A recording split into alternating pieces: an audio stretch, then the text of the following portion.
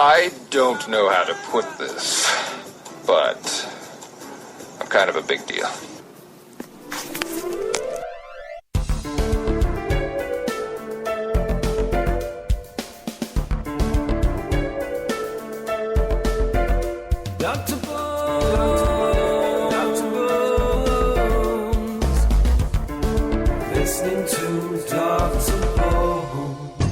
And now it's time for another episode of Blogger's Corner with Britt. Hi, I'm Britt from eclecticpop.com, and welcome to a new episode of Blogger's Corner with Dr. Bones. How are you doing today, Dr. Bones? I'm very well. How about yourself? I'm doing good. Okay, so we're going to kick it off here since this time I saw it, you didn't, because your DVR failed this time. Yes. I watched the new episode of Witches, and for the previous one, we saw that for some reason Frederick had a love interest that came out of nowhere. And she plays a bigger role in this part because this time, is it Wendy's ex-husband or is it? Yes. Okay, so all of a sudden he's starting to get close with Joanne, and pretty much this guy is more powerful than Frederick because Frederick is essentially trying to do good, but he's still controlling because he's still got more power over him. So, but what they've been trying to do is like, it's either they're capturing and trying to capture his soul, or they're trying to find a different doorway into Asgard, I guess, to get the king out. Is what kind of leads me to believe. But at the very end, which is really weird, he takes his girlfriend. I think they went to her place, not Frederick's house. But they had this like a numbing agent, and he put over her stomach, and then he started cutting her, but he didn't cut her with the sign of the king. Oh. So it was a really weird. And what's his name? Killian kind of found out a little bit more about what was going on, and then of course he went home, and then because he went home and then he's like, I can't do this anymore. Like telling this to because he went home, talked to his wife, came back, and he's like, can't do this anymore. No, like, I love her, and she's like, no, I saw your order, blah blah. So they had an argument. So he took off. But here's the crazy thing: is remember the grandmother from the last episode? Yes. Yeah. That's not her grandmother. What? Yeah. You want to take a guess on who this woman is? No, I have no idea. Virginia Madsen's character? She is Killian's wife's daughter. What? Yeah, and apparently she's aged horribly because of something, and she's trying to hang around till Killian's wife, if and when she does get pregnant. Yeah, that's her daughter. Oh, okay. Yeah, they didn't really explain what happened. She just said like, no, I'm gonna hold on till you get pregnant. And no, so the woman's cuddling her, and she's like, "It's all right, baby child." Like, wait, baby child? What?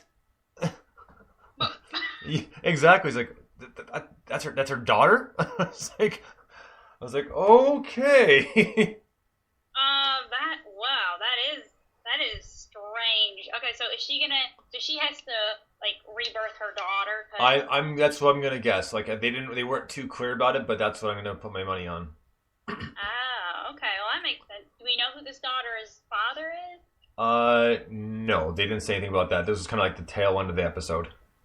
Oh, okay, all right. Because I was wondering if it was like Killian and this woman have been together in the past, and maybe they had a child. No, and, like No, I know it's weird, and pretty much. And this is the part because I DM'd you like during the show. Well, after the show last week, and here's the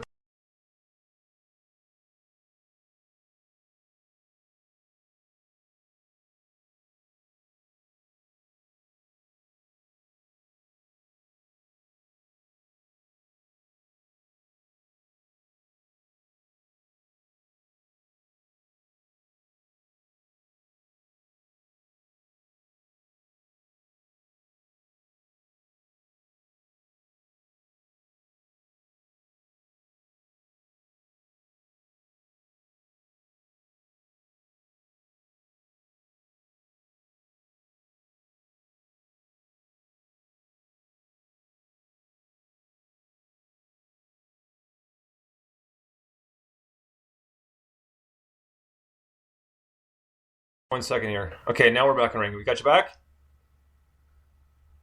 Britt? Just hold on 1 sec here. Britt, do we have you back here? Apparently not. So let's try this one more time and get her back on the line here. I'm sorry about this. You back, Britt? Yes, I'm here. Okay. So sorry about that little snafu there. So what happened is at one point during the show, pretty much the way it laid out is like, you know what? This is my thought with what the writers were thinking. That, you know what? Everybody's got a better half or some sort of thing. So you know what? Let's make this all about peace and love, and everyone gets laid. So so essentially, what happens is Wendy and her new boyfriend, and then they obviously knew was coming. Dash and Ingrid, and Killian and Freya. They all hooked up? They all hooked up. Whoa. And then after that, that's when Killian ran home and, said, I can't do this, blah, blah, blah. So, but with Killian and Ingrid, she, when everything was said and done, she went to his laptop, and on the laptop, it had the image or the video from when Killian initially we thought initially that Dash had killed Killian. So she saw that, and then she's like, "No, you're a monster, blah blah," and I can't be with you anymore. And he's like, "Oh, I like you a lot, blah blah." So that frizzled right there.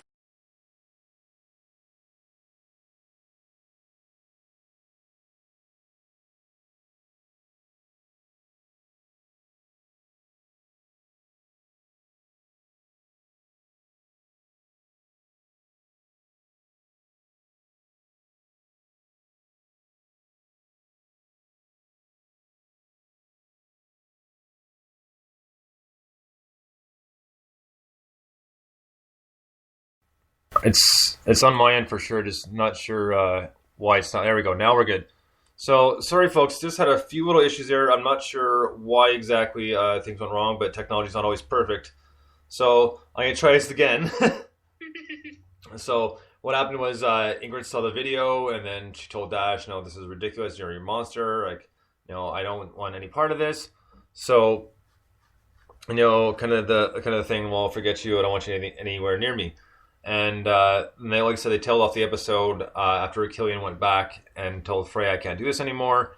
And then they found out. Well, the viewers found out about the mom and the daughter. So Killian's wife, that the woman's not her grandmother but her daughter. Which is crazy. Yeah, exactly. That's crazy in itself. So it was a like I said, to say the least, it was a really messed up episode. It sounds kind of cray. So, but yeah, so it's definitely one you gotta catch up on. So yeah, it's definitely one you gotta watch. But it was messed up. There's a whole lot going on, and now obviously they're elaborating on Frederick's story a little bit more. So hopefully we'll find out a little bit more before at the end of the season, or hopefully they won't leave it hanging too much. They'll give us a bit more information. Yeah, I hope so too. So I'm looking forward to that. Now, Teen Wolf, excuse me, on the other hand, was a little messed up, but it was really good. I mean, I could really enjoy this episode. So I'll let you lead in with this one, and then I'll throw my 2 cents in. Okay. Well, they picked up from last week where Scott was turned into a berserker, and the gang heads down to Mexico to free Scott, and it's basically all been a ruse to turn Scott into a berserker so that when they get down there to kill the berserkers, they incidentally kill Scott as a result, and not knowing that it's him. And Lydia she's the only one who can identify him, so she is kept away by a berserker in Beacon Hills, and then Styles, did I say Skiles? You said Skiles, it's alright, go ahead. Styles' dad comes to the rescue and saves Lydia in a pretty kick-in moment when he throws that landmine at that thing. That was pretty cool. And blows him the hell up. And then Derek, Lydia had come to his apartment and screamed, so he was marked for death. It seems, was mortally wounded when he arrives in Mexico, and then he comes back. I had a feeling he was not going to die. There was there had been a lot of anvils dropped, but it just kind of seemed false, like they were purposely foreshadowing that. So, not surprisingly, he rose back from the dead, and he said he was just taking a nap to evolve. I don't know about all that, but but then he came back and Kate, she ended up running off because her brother, for some reason, did not kill her, and he all of a sudden came back with the Mexicans. Yeah, he came back with the Mexicans. Yeah. I know, and I was like, "Whoa, how did he heal so quickly?" But then he kept doing these, he had the pain coughs, as I like to call them. And what else happened? And so then they ended up they became wise to the fact that that Scott had been turned into a berserker, and were able to free him from those bonds. And then he and Peter faced off, and Scott won, which is not surprising. Yeah. Well, just a few things to interject here.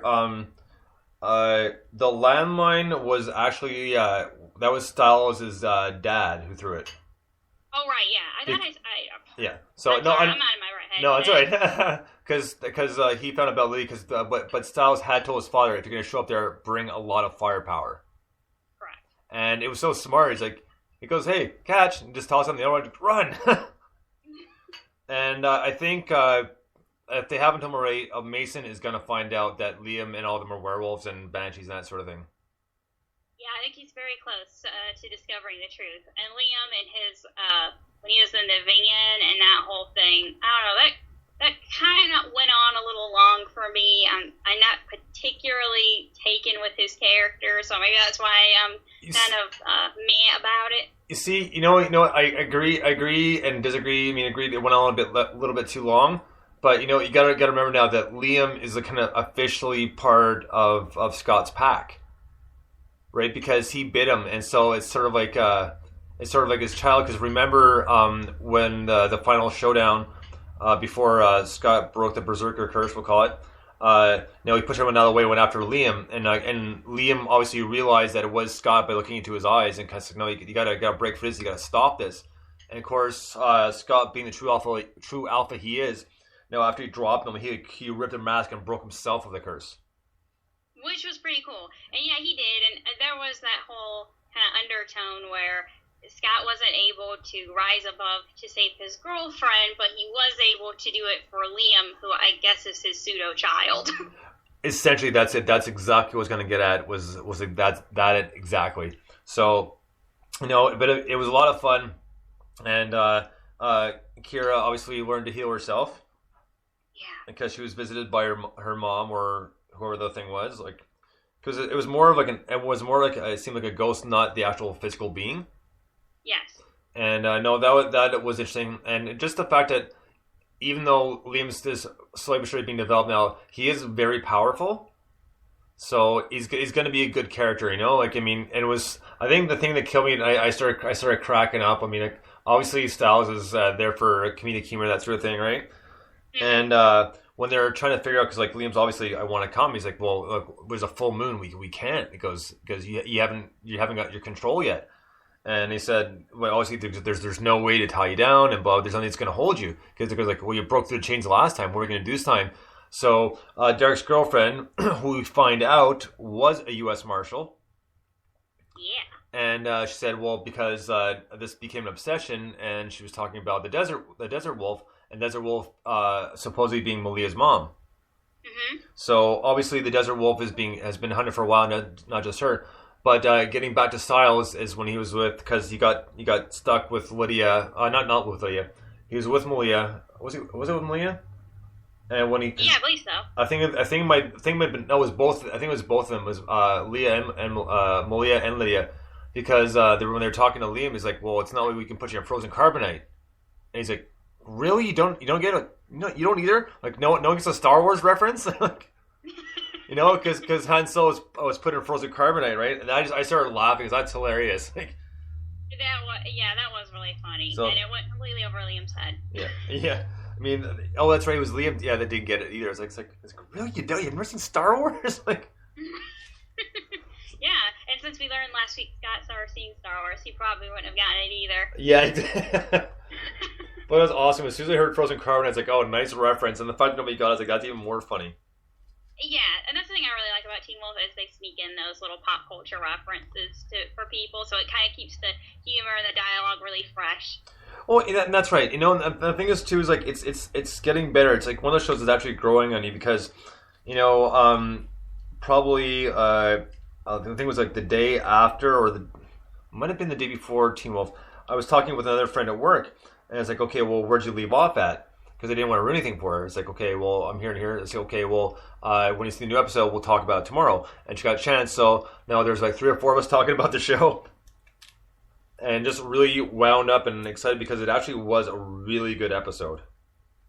It really was, and I did enjoy it, and it's really cool to hear that other people get excited about it because it is one of those shows you can get into, and it is a tad of a guilty pleasure, but it is more pleasure than guilt.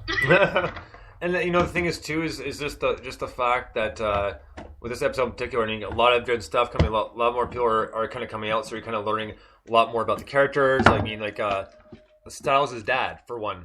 And now he's like so much more involved, and so it's really cool to see him more because like his character's funny. He's got the serious but funny guy.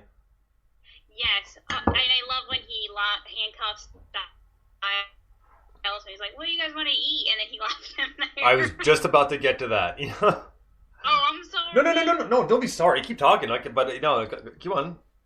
Oh, I was saying it just those kind of funny father-son moments, which you don't get in a lot of Supernatural or teen shows. They completely cut the parents out of it, and it's really nice that they're more integrated into the storyline. Well, I mean, it couldn't have worked out any better because remember on the phone, it's like, oh, you're beyond grounded, blah, blah, blah, blah, now, like, until you get home, like, and then, of course, we're trying to think of what he's going to do, and then, of course, no, there's a group hug, and then he handcuffs him. Yeah, and I kind of thought, oh, wow, this is a surprise. They're going to actually just have this little happy ending, but I did enjoy that. It was humorous, and I really liked that Malia getting invited over into the group hug and her kind of having a family, which is a little weird because it's her boyfriend, but, you get what I'm saying. Oh, absolutely, because, well, let's face it, Peter's not really a dad to her, right, so... Exactly. So it was really sweet, and you can ask for a better, adopted father figure than Styles' dad, in my opinion. Exactly, and the thing too is we're going to jump ahead again to Kate, and I thought it was really cool because as soon as that actual wolf came over the ledge, and you see the blue eyes, like, oh crap, it's Derek. Yeah. And he pretty much just ripped Kate to shreds before she got away. And for me, it was all about the firepower, just the amount of ammo that was unloaded on her. It was just for me. It was pretty exciting, and also the fact that Argent hit her with the yellow tip wolfsbane bullet. Yeah, which I thought honestly when they shot her with that she was going to be done. So I was surprised when she's going to live on for one more season at least, or at least a few more episodes. So. Yeah, we'll see. I mean, she's a pretty cool villain, and I do like the actress Jill Wagner, so I'm fine with them keeping her around. They just have to give me more of a reason as to why she cannot be defeated. At this point, it's getting a little bit like, Wile E. Coyote kind of thing. Yeah, well, I think they're close. I just think that they're just delaying it a bit because pretty much, I mean, that the Wolfsbane might be a slow, painful death for her, right? So... they might drag it on saying, no, the Wolfbane's still in her system, so she's still close to death, so she can only absorb so much, and blah, blah, is what I'm thinking. That's a good point. And the other thing is we all knew that Peter wasn't quite dead, even though Scott hit him pretty hard, and the fact that Scott beat him without still becoming that full wolf, without fully crossing over. Yeah, which was neat. I did think they were going to go with, he's going to have to turn feral to completely defeat Peter, but apparently not. And the other interesting thing is about that whole fight. I mean, obviously got better. And of course, Peter's going to rough him up a little bit, and that's going to happen. That's going to happen with any good guy, bad guy fight. I mean, that's like an expected part of the whole orchestration of the whole scene, right? And absolutely. the thing that got me is when Scott we'll call it owned his power when he was backing Peter up. It was almost like Matrix, because he's blocking every punch. Because remember, obviously, Neo dies, he comes back, and all of a sudden he's like lightning speed. Oh yeah. That sort of thing. That's what it reminded me of. It reminded me a little bit of Matrix. Just that little like kind of 3-4 second clip where Peter was punching before Scott finally kind of hurled him and just knocked him out essentially. Yeah, I definitely saw things about the Matrix in there. And nowadays, whenever you see a fight sequence, because that was such a stellar fight sequence, that everyone, if you're smart, you're incorporating a little bit of the Matrix into it. So it's always nice to see that show up. Absolutely. So anyway, it was a really good one. Like I really really enjoyed this one. I agree. I was shocked there was no shocker because everything kind of, like, I thought someone was going to die. They kind of have in the past killed off one character a year, so I was a little surprised by that. But and it's not like there isn't a little bit of dead weight on the show, but I mean I didn't really see anyone that needed imminently to be like that their story was completely wrapped up. So I'm cool with that. Well, you know what? Every show is got to have a little bit of dead weight. I mean, that's just part of it. You know, it's kind of like the kind of like last resort kind of little storyline that they don't do a whole lot on, but you know, let's kind of take a break and let's do something different for a few minutes. Yes. So, I mean, that's just my personal opinion, though, like on why they incorporate the dead weight into it, but it happens. But yeah, otherwise, it was a really good episode. So, really enjoyed. Really looking forward to see what's going to happen next. Yeah, me too. The other things, just like a few little things going on in popular news since no, so we'll wrap up that. So Teen Wolf and Witches you got to see when you get a chance. Teen Wolf was awesome, so we'll wait till the next episode to see what happens with that, and hopefully something even more crazy, right? So hopefully, Scott will finally start developing his pack. I hope so. I'm sorry. Was this week not the season finale? It might have been Brit, but if it is, then they'll probably start again in a few months because they break up their season. So I'm gonna assume another like 2 months maybe. Yeah, I think they're gonna be back in January is what I heard. So okay, well January. So even though so not a long time. So I think I wasn't sure if it was the season finale. It kind of seemed like one, but I didn't look at the thing to see if it actually was season finale. But that's the case, then no problem. We'll wait till next season. So wait till January, but that's cool because there will be other shows we can talk about, especially since a lot of these comedies are starting. And obviously we're gonna go back to Arrow and the Flash now. So I guess pretty much the Flash and Arrow will replace Witches and Teen Wolf. Yeah. So a bit of a weird segue, but a good segue anyways for 2 more shows to be talked about on the air. Absolutely. I'm super stoked to see both of them. Oh, actually, you know what? Just before I forget, before we move on, fun fact about Scott.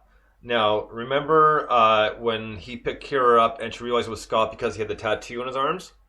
Yes. Apparently, I don't know his the actual actor's name, but apparently... Okay, thank you. Anyways, he loves tattoos.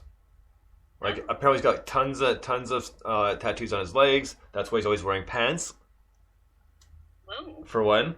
And the other thing is, apparently initially when he got that striped tattoo on his arm, that the directors were pretty upset because they didn't want that to be part of it. They didn't want him to have any tattoos. Mm-hmm. So because of that, they had to incorporate it somehow. And what better way to incorporate it when he turned to the Berserker that Kira was able to identify him by his tattoos. That was a very smart move of them to incorporate it, I think, because it's just always awkward when you can kind of notice when they're covering up actors' tattoos. Oh, absolutely. I mean, even in Charmed for the first little bit, you can faintly see the tattoos because you can see that the makeup kind of covering it up. Right. And then like seasons later, obviously. Oh my god, I'm having trouble with names today for some reason. Anyways, Alyssa Milano. Okay. And I don't know why you're blanking Piper's real name, but anyways, when they became directors, that sort of thing. Mm-hmm. If you notice, pretty much then that's when a few more tattoos are out, and they're showing tattoos more now. It's like, well, now they're in charge, so they can kind of incorporate with it. So kind of work to their benefit later. Exactly. Yeah, and I like that. I like that they're working around it. Because, like I said, sometimes it fits a character. I could see where Scott, it would make sense that he'd have a tattoo. So, for me, it's not the biggest thing. If Style showed up with, like, a neck tattoo, that would be a little weird. Yeah, not down with the neck tattoos at all, like, on anyone, like, male or female. But that's just my personal opinion, so. But that's, to me, a whole different story, tattoos. I mean, I like tattoos. Don't get me wrong. I do have 4 of them, so I'm not saying I'm against them. I just think that the neck tattoos are a little like, like. Yeah. Well, I mean, you'd have to wear a scarf all the time at work, maybe. Well, exactly. I mean, even though they're a bit more acceptable now, I know it's just one of those things that people still don't want to see. I mean, like I said, doesn't bother me personally. I just think I would never do because I think it's a waste of time. I totally hear you on that.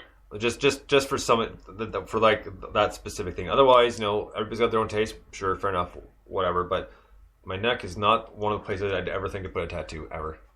I'd imagine it's really painful too. Oh, I would assume so. I mean, like, yeah, but you never know. So, anyways, so yeah, we'll wrap up with that. But I just wanted to talk about that real quick. So just remember that just before we stop. So, rock news. The Foo Fighters did a free show and a private, well, not a private show, but a secret show, which was really cool because they're pretty much promoting their new album, which is out very soon. And I'm pretty much positive it's called the album's called Sonic Highways or Sonic Highway. And there's been a teaser on their Facebook page, stuff like that, and it's this album is gonna rock hard. So looking forward to that. And another new one that comes out, and of course I like a bunch of different music, and one type of music I do like is not just rock, but like heavier rock. So my heavy rock, it's not a guilty pleasure because I'm completely open about it, but I love Slipknot. Love them. Like I've seen them a bunch of times, and their new video out today, and their new album called The Great Chapter, I think it's out in another week or so, and I'm really looking forward to that. And so let me tell you, it's probably gonna be one of those times where I gotta make sure that they let the neighbors know because it's gonna be crank loud and it's gonna be heavy stuff. Well, that's cool. But yeah, it's one of those bands like I got into like a number of years ago, and yeah, absolutely love the band, and like I got so much good stuff to say about them, and I've seen them live as well, and live is even better because it's literally like a whole production because there's 7 of them, so it's something else to see because they wear kind of like jumpsuits with these like really kind of creepy masks and stuff like that. So oh wow, yeah, that does sound creepy. Yeah. Well, yeah. I mean, well, if you see them, yeah, it might creep you out a little bit. And on that note, this will only take another second here. Some friends and I were talking about some of the videos and some of them who knew who Slipknot are and kind of remember a song here or there, but never seen any pictures. I said, well, because we got on the topic of videos, I said, well, there's one video in particular that I really like of theirs, and it's one of those things that. I wouldn't want to be doing what they were doing because in the video, it's essentially the song is about, kind of part of it's about I guess like somewhat facing your fears sort of thing. And they're in this hallway, and the singer Corey Taylor is about 5'7", 5'8". He's not a really tall guy. I mean, he's solid, but he's not a really tall guy. But in the video, he's running up this hallway to a guy just standing tall with his arms crossed, and it's their guitarist, Mick. Now, Mick is a beast. Mick is about 7 feet tall, and he's about 300 some odd pounds, and this guy is just huge. Like, his packed muscle, and his mask is even more crazier, so...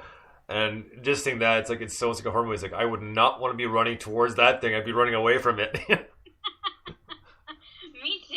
Wow, that is amazing. But yeah, the whole imagery, that whole video was done so well, and that's one of the best parts. I mean, like I'm just kind of giving you, kind of like trying to get you, kind of give you like somewhat of a mental picture. But if you actually watch the video, and you can even turn it down if you want. If you don't like the music, it's no big deal. But wait for that part, and it's very well shot, and it's the imagery and everything just done so well. But yeah, that is some scary what. So I'm not gonna make the same mistake twice like I did last time, even though I was really into the show. So that was a little fun topic the other day on Twitter, wasn't it? That was awesome, I thought. So I mean, we had a good time with it, and like I like most people, I don't have any problem swearing at all, obviously, and but once it's got going, it's like, all right, I'll throw a couple F-bombs up on Twitter. Just like normally, I try not to swear too much on the social media, just because it can look bad depending on who's looking at your tweets, right? So, But, yeah, I mean, people have different tastes and everything. Right. But as long as you're being true to yourself. Yeah. I mean, like, if it really deserves, like, like a big F-bomb, then yeah, I'm going to drop it, Because there are times, and honestly, this is actually, this is a good thing. This is a question that maybe some of our listeners want to answer, and I'll tell you mine in a second. Is when you hurt yourself, not real bad, like let's say you bang your arm into the wall or something like that. What's your first reaction? What's your first reaction? What are the first words out of your mouth? When I can finally speak, it's the S word. Yeah. Okay. See? Oh, and that's what I'm saying. Because usually, if that happens, first words out of my mouth, F. Then come the WTFs. Yeah. Because you're just so mad. But yeah, usually the first reaction is F. But it's usually a lot louder, and sometimes the wrong people are around when you're saying it. That's very true. Well, a quick showing that wasn't because the wrong people were around. It just because it echoed quite well. Because a lot of people know I work at the airport. Okay, so this was about 6-7 years ago. I worked for an American airline, Northwest, and they were flying out of London Airport, and I used to work for them part time for flight benefits, that whole deal. So what happened is a lot of times when the plane would stay overnight, they had to do certain things to the plane, pretty much lock it up and put what's called on a prop tie to the propeller to pretty much keep it from moving. Now I was going to put it on, and I had to go to the other side. So I ducked down, but I didn't duck down far enough. So I got a still prop right into the forehead, and that nice big red welt. And I dropped more than a few choice words and a good string right off the hop. Did you have a concussion? No, actually, thankfully I didn't. Oh, man. I hit it hard, but I wasn't charging at it, It's kind of one of those things. I was, I guess, a bit of a slow pace, and I was going to go under, and just on the way down, I was like, God. So, yeah, so there was a bunch, but thing was, London's not a big airport, so it wasn't super busy, and, like, the next flight in wasn't for like another hour, so there wasn't too many people, like, out, actually, on the tarmac itself, which is where the planes are parked. And but it did echo down a few gates, though. Let me tell you, because well, we went in afterwards, and because the other guy was working with me, and I had someone go, "Are you all right?" I was like, "What?" Because the he goes, "No." It goes, "Man, I heard you 2 gates down." I was like, "Wow!" I didn't think it would echo down that far, but yeah, it went pretty loud. So. But yeah, so it was that's the first reaction. So if you guys want to take a minute and think about it, what is the first word out of your mouth when you injure yourself, whether slightly or I guess you could say badly. But anyways, you know what I mean. Like stubbing your toe, or banging your arm against the wall, or hitting your funny bone when it's really not that funny. It is not funny at all. So I don't know where that came from. It's not a big deal, but it's definitely not funny, because that's another kind of F-bomb moment, Oh, yes. I've succumbed many times to the funny bone assault. So, but you know what? Sometimes too, it's like I know I'm kind of spending a bit more time on this, but I promise we'll be done with this in just one more minute here. But you know what? Sometimes, just in general, swearing can actually make you feel better. That is so true. Because sometimes, like, you just need a lot of good, solid, loud F-bomb. That's like, no, I kind of do feel better. So, but it doesn't mean anything. It doesn't mean all phrases have worked that way. But you know what I mean. Absolutely, and you can rearrange it in a way like, did that even make sense? But in the moment, it felt and sounded great. Yeah, and I tell you, the person that, well, not person, we'll call it program, that I swear at the most, because a lot of times it doesn't work properly, is Siri for Apple. because I'll ask it to play something. It's like, no. It's like, no. Read message. There are no more messages. There's a new message. Read the effing message. Now. There's no need for that, you know? Did she really say that? Oh, yeah. Oh, absolutely. Oh, that's awesome. Yeah, she's a sassy program. Very cool. I never realized they did that. Yeah, no, I mean, but she won't say stop swearing, but yeah, she'll be now. There's no need for that, or no wait, or saying we're at work, or just like certain phrases like that. But at the other end of the spectrum is it can be really funny too, because a lot of times it doesn't get the message properly. Like even though you say it clearly, it'll maybe put two words together or that sort of thing. So a lot of times it comes up or it autocorrects to the wrong word. So it sounds really funny. So a lot of times I'll send a message anyways just because it's funny. Oh. And then I'll get a reply back going, what?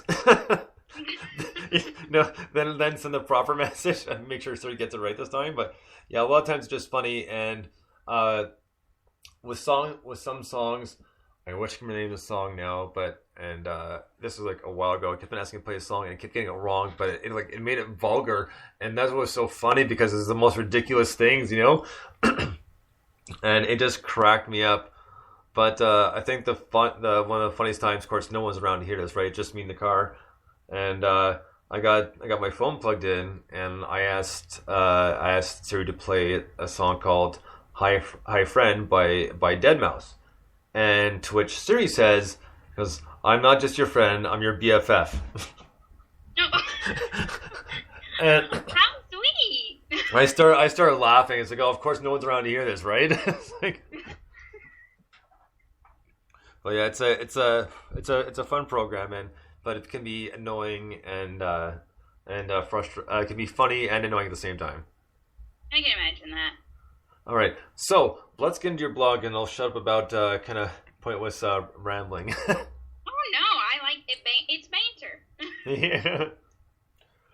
This week I posted the profile of the new fall shows on Fox and picked two shows from there. The new one is Gotham, which is the new show that is the prequel. It's like a Batman prequel, but it's about the James Gordon character who becomes the commissioner of Gotham, and basically his rise from a detective to commissioner. Benjamin McKenzie from the OC plays Gordon, and Donald Logue is also going to be on this show as his partner, who known for his comedic work, but also starred in Vikings last season and the last two seasons. So they're going to be partners, which is going to be very interesting. Fox has ordered 16 episodes, so it's not going to be a full season order. They're going to kind of wait to see how things go, because I think ABC, they did Agents of S.H.I.E.L.D. last season, right? And it got off to a good start for them ratings-wise, but then things started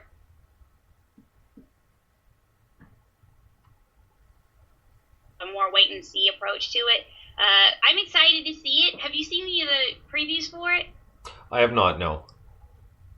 I have actually not seen what I would call it. It's supposed to have been teaser trailers, but Jada Pinkett Smith is going to be on it, and there are quite a few other big names. Yeah, so it looks good. The only thing I was thinking was, why do they go so young with they did a kid Bruce Wayne and Poison Ivy as opposed to maybe making them teenagers? They're like young. They're about 10 years old. So that was an interesting choice, but I don't know. We'll see how it works out.